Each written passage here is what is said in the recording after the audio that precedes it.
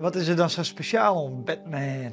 Nou, als band hier ik al, de film zit hier in Jonter, daar ben ik al een beetje mee opgegroeid. Hier nog van de videotheek dan wel. Dus dat was al een beetje het shitje.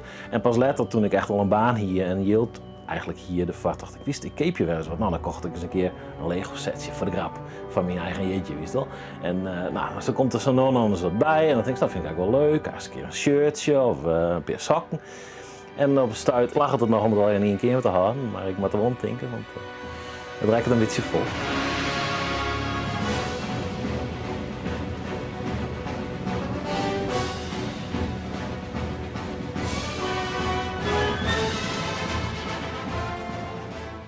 En wat is dan de magie van Batman voor jou? Nou, heel het is hetzelfde, maar dat vind ik eigenlijk ook wel. Hij is aan de ene kant een hele goede detective.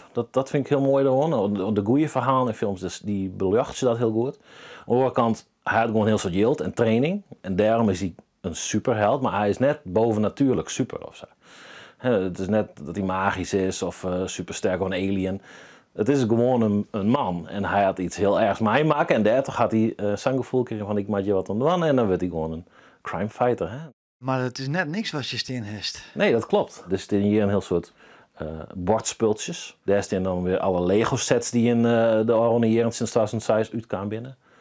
We hadden ook Funko Pops en oorbeeldjes. En achter hem een hele bulte Hot Wheels. En dan even zelfs nog actiefiguren. Dus een heel soort aspecten van een collectie die ik wel bijhoud, zeg maar. Ja, want als je één keer alle Lego sets had, ja, dan moet alle nijen die het komen maar stek houden, want dan was het nooit meer een complete set. En zolang ik dat mooi vind om te doen, doe ik het ook heel graag zelfs. Ja, maar dan wordt dus een soort van verslaving dan, of net? Want dan mag je altijd maar. Nou ja, het is wel zo, als er iets uitkomt wat net zo heel mooi is, dan is het vaak een lied goedkoop setje of zo. Dan denk ik, nou ja, vooruit, die 15 euro ga ik dan ook wel even voor om het compleet te gaan. Maar de laatste tijd komt er maar een heel soort 18+ sets uit, 18 snekkel een peer. Die ben echt voor de volksende verzamelaar maken. En die ben dan ook net goedkoop. Dus een bandje keep dat net zomaar. Nee. Of kijkt het net zo'n papiertje.